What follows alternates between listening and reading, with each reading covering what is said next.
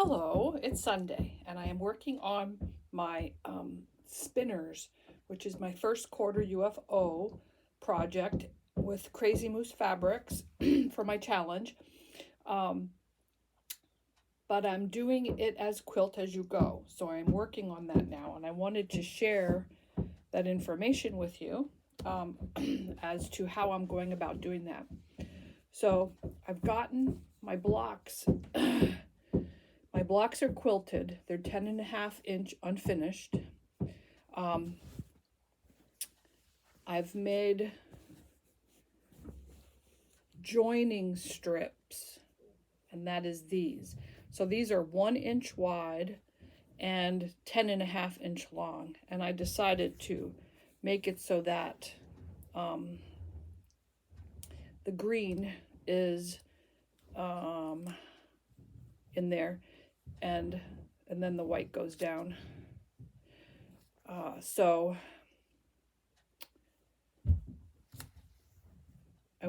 it's a design choice.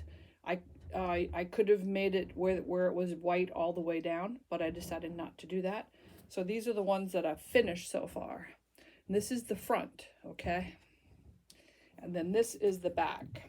The back has a 2-inch joining strip that's folded in half. So the one on the front stays this length, does not get folded in half. The one on the back is a 2-inch strip that gets ironed in half.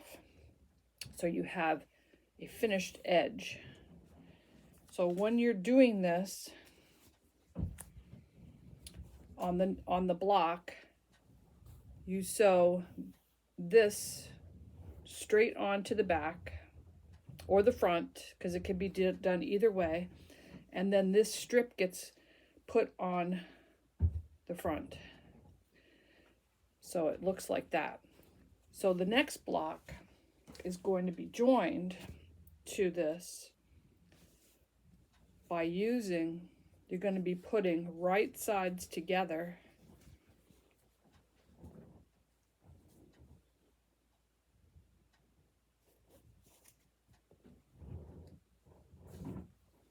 All right, it's hard to do when I'm like not doing what I'm doing here. You'll put right sides together with this top thing. So right sides together, and I do it so this is what it looks like from the back, but this is what it looks like from where you're joining it.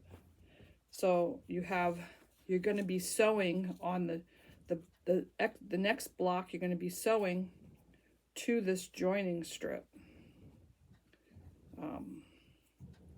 See, not to this block. So you join that to that strip, and then once it's joined, you'll be opening it out, and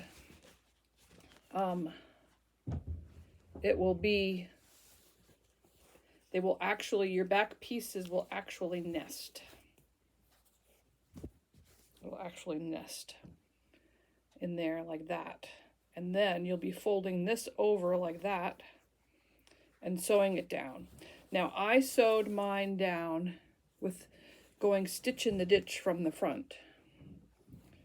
And then that's where it came out. To be a little bit more, I don't know, neat. So it covers your joint. There's no raw edges, but it does give you it has a little lip there.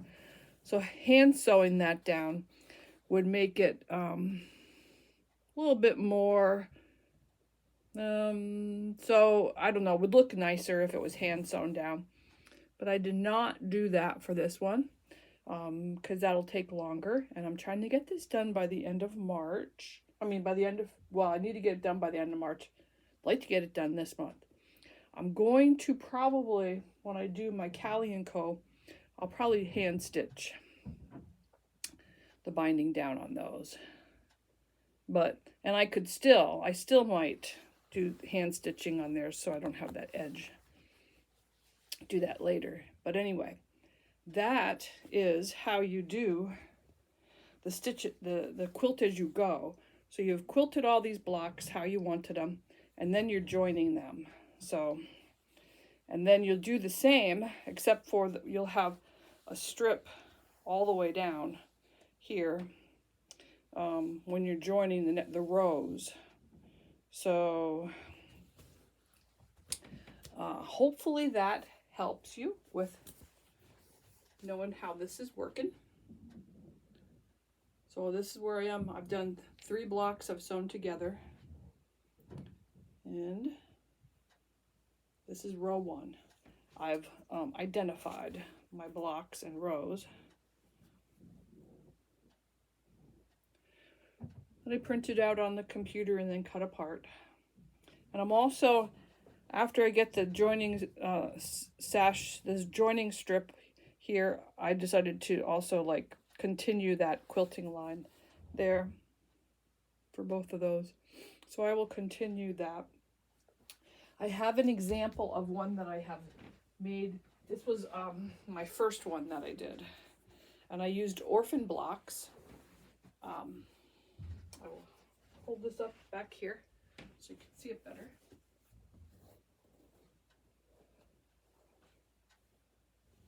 If you can see it, not sure. Anyway, this is how this one looks. These were all orphan blocks. This was from a McCall's quilting magazine, where you were doing something every month, and I only did that block and another block, and then I decided to just use it in this. So I took these orphan blocks and made them and used this as a quilt as you go. And so for this one I did the opposite. I did the 2-inch strip on here on the front, and then my other was back here. And the reason why I did that on the front was, first of all, I had no points I was afraid of taking off, but although that one could, I must have had more room there. But then I could sew. When I sewed this down, I made sure I was doing it right on the edge, and then I did another one on the edge so it doesn't even look like there's no lip on that. And then, but you can see on the back that the stitching is, you know, not with the strip. So you have enough, when you do it this way with the 1-inch joining strip, which is here, these blocks are butting against each other because there's a 1/4 inch on each block between that. So they sit right next to each other. They don't overlap, they just butt up against each other. So you have batting filling in, same amount of batting filling in the whole thing. So I decided to also put a border on this, and I did that after I joined the blocks. For the Callie & Co. one, I'm putting the border on before, but this one I did after, and so you can see the joining strip. So when you do that, remember this joining strip, if I had that be a different color than the border because I had different patterns and stuff, you're going to have that line there. So that would be where you would want to make a fabric decision here, and you know, like what I did with these, you'd want to change the fabric color where that meets there so that it would be black, so you wouldn't see that line going across. And that's what this looked like from the back. And anyway, so this was my first quilt as you go and I used orphan blocks that I made to the same size and just made them into this wall hanging. And it was so fun because, I mean, I could do so much more stitching on it, quilting on it than what I could do if it was big, moving it around. So, as you can see, lots of different designs on the different blocks. So that's a finished Quilt As You Go, and this is the back side. I just used same size squares for the back side as plain fabric. So not like this one where it's going to be a piece back on each block, as you can see. So this will actually be reversible. So I hope that was helpful for you for explaining how to do Quilt As You Go. And I will continue working on this. But this is only one method. There are many methods for Quilt As You Go. There are methods where you don't have a joining seam, where you're just sewing the top together, which is gonna give you extra. You have to trim batting out. I haven't done that yet. That's what I'm going to be doing on the Kelly & Co. Trying that method out on that. But this is how I do the Quilt As You Go method with joining strips, which are like little sashings. The pattern for this called for, I think, 1.5 inch sashing, but I've got, this is 1 inch sashing, so this will probably be a little smaller than what the pattern calls for.